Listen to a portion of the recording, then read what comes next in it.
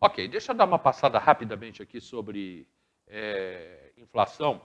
Eu quero voltar a esse assunto, que enquanto a gente foi para o comercial, nós ficamos batendo papo aqui, e o que está acontecendo em Teresópolis, né? Que a cidade não está se preparando para esse pool de desenvolvimento e crescimento, né? A gente não está se preparando para isso e poderemos ter e teremos problema lá na frente. A gente falou sobre a inflação, algumas coisas estão baixando de preço, Marcão, e já vem baixando ao longo da semana. Eu sei porque, como eu gravo os comerciais de supermercado, então eu sei, por exemplo, o arroz essa semana, arroz tipo 1, pacote de 5 quilos, quando começou a pandemia, que veio o aumento de preços, ele subiu de 12 para 20, 22. Ele hoje já caiu para 15,99. Hoje já está em R$16 o arroz. O feijão, ele caiu de 8 para 6,50. E o óleo de soja, ele já caiu R$2 também. Ele teve a quase R$10, hoje está a 6,99. Só que nós estamos tendo uma super safra de soja. Tá? E o que está barateando um pouco a soja? Essa semana eu estava vendo, eu imagino que tenha sido isso. Foi inaugurada uma linha férrea agora, que está ligando Mato Grosso até Santos. E tirou uma grande quantidade de caminhões das rodovias carregando soja. Então, isso também faz o preço da soja baixar. Sim, muito. Porque o que acontece? Quando a gente pensa em logística, tem uma coisa legal para o pessoal poder entender. Quando eu contrato um frete, né, para levar, né, uma determinada quantidade de soja num caminhão para ir de Mato Grosso, né, para ir de Sinop, por exemplo, lá para São Paulo, eu tenho um custo do próprio caminhão, mas eu tenho um custo do seguro, que não é barato por causa dos riscos. Na hora que você joga isso para o transporte ferroviário, que é essa mudança a gente chama de modal, né? Você sai do modal rodoviário e vai para o modal ferroviário. Além de você baratear, porque você carrega muito mais coisas ao mesmo tempo, então você tem um rateio mesmo, né? Cada entreposto que vai fazer a venda do silo, lá em Sinop, por exemplo, para entregar no Porto de Santos, né, ele, em vez de contratar 10, 15 caminhões, ele vai estar dentro de uma locomotiva, vai estar dentro de uma composição, com uma locomotiva, no máximo 2 puxando, mas assim, 90, 80, 110 caçambas que equivalem cada uma a um caminhão. Então você acaba tendo um rateio desse custo do frete e, além disso, como o transporte ferroviário ele é praticamente zero risco de acidente, de incidente, o seguro do frete também cai muito. Então você tem essa otimização, ou seja, essa melhora do valor, né, do custo. O Brasil ele reduz e isso acaba produzindo também uma redução, né, do varejo do óleo, né, que é fruto, né, de você prensar a soja. E o legal dessa história toda é que você acaba tendo uma questão, porque quando você começa a ter a redução do dólar, como a gente estava conversando no quadro anterior, você começa a não ser mais tão vantajoso vender para fora. Aí você aumenta a oferta no mercado interno, que também reduz. Né? Então, é isso que a gente está vendo agora. O que a gente está passando, assim, hoje, a gente está passando, a economia como um todo, ela está passando por uma série, isso é a nível mundial, tá, gente? Ela está passando por uma série de reajustes, que ninguém sabe bem o que vai acontecer. A gente ainda não sabe como vai ser o resultado pós-pandemia, né? Mas o que a gente está tendo hoje é um conjunto de reajustes. E uma grande mudança que aconteceu, por exemplo, foi essa questão do acesso remoto. Antigamente, né, eu mesmo, hoje, estava marcando uma reunião online com um cara de Brasília, né, fiz pedi lá para a secretária dele para marcar, e a gente já teve reunião online. Né? Coisa que eu teria que ir a Brasília, ou, né, teria um custo. Então, algumas coisas estão mudando significativamente. Quando você olha, assim, por exemplo, grandes prédios com lojas, com salas comerciais, né? Você tem o famoso as lajes comerciais, coisa que aconteceu com o Porto Maravilha no Rio de Janeiro e tudo mais. Com a questão da pandemia, você teve uma redução abrupta nisso. Você já tinha uma crise do Porto Maravilha um pouco antes, mas com a pandemia isso ficou muito agudo. Hoje, outro dia eu estive no Rio de Janeiro, peguei lá o VLT, Eu tinha aqui no centro e andei dia de semana. E aquele centro do Rio de Janeiro vazio. Vazio. Por quê? Porque as pessoas, né, os escritórios, entraram nesse processo de acesso remoto, de trabalho remoto. E isso reduz a demanda, por exemplo, de escritório, para você estar trabalhando no escritório. Então, isso são mudanças que estão acontecendo, que, por exemplo, já tem um projeto, se não me engano, até o prefeito do Rio mandou um projeto querendo abrir, transformar alguns daqueles prédios comerciais em prédios residenciais e voltar a ter uma motivação residencial para o centro do Rio de Janeiro, que durante anos teve uma vocação comercial. Então, todas essas mudanças vão gerar essa alteração que a gente não sabe o que vai acontecer. Hoje a gente não sabe o que vai acontecer. Então, o que a gente tem hoje, por exemplo, de concreto é carne, né? Está muito cara.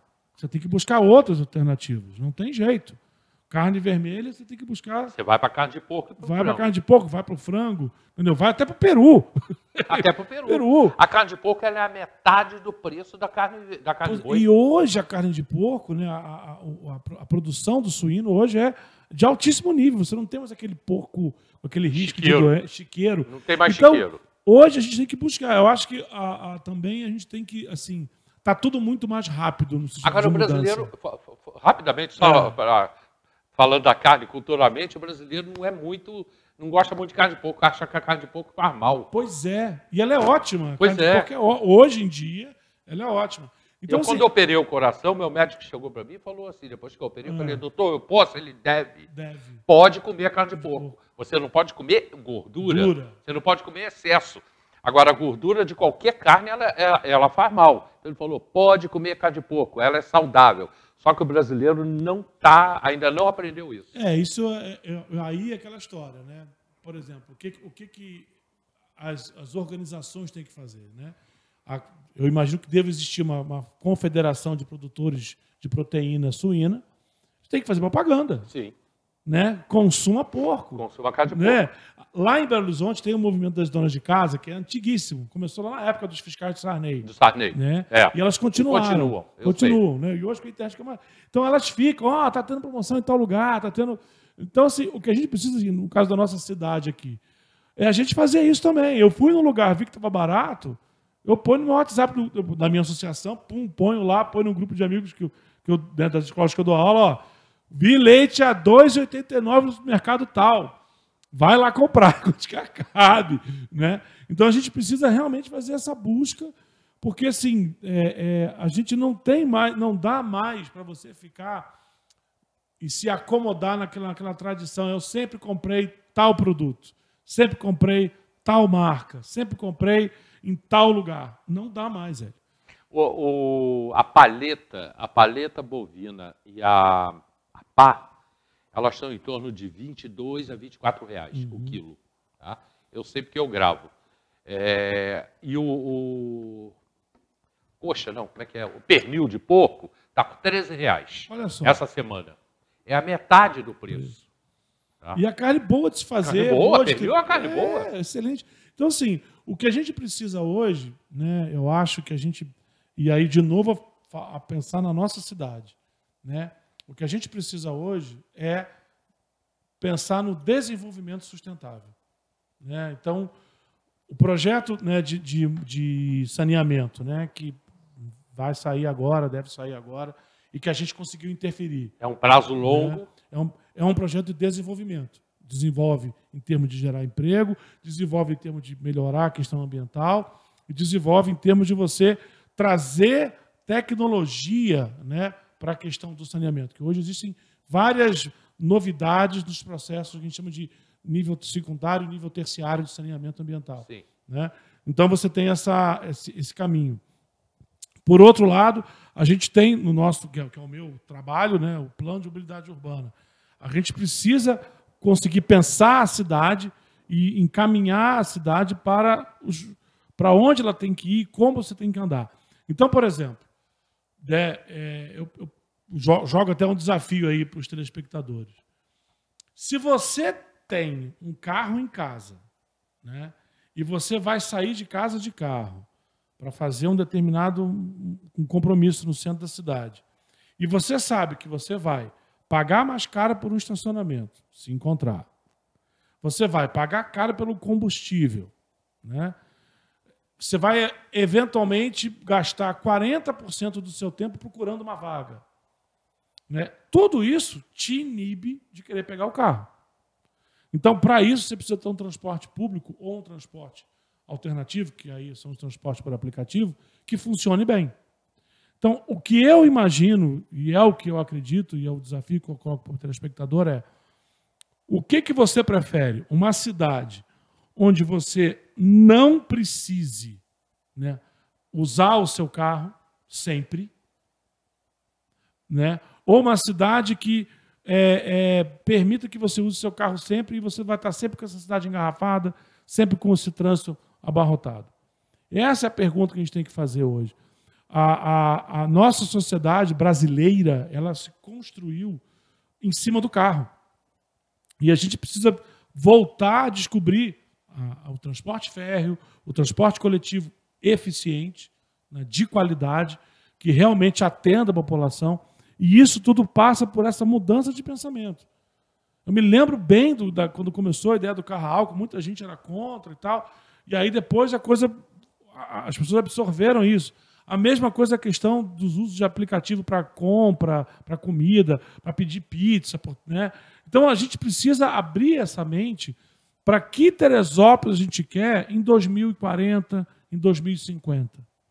Que Teresópolis a gente quer? Coisa que não foi pensado há 40 anos atrás. Não foi pensado. A gente está até agora, inclusive, eu queria até aproveitar aqui a sua audiência, a gente ficou sabendo que a prefeitura encaminhou o plano, o diretor foi encaminhado para a Câmara dos Vereadores. Gente, vamos participar disso aí.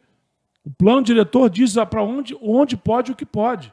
Às vezes você fala assim, você escuta o pessoal, pô, antigamente tinha 1000 Suíça aqui atrás, ó, tinha fábrica em qualquer lugar, agora não tem mais fábrica em Teresópolis.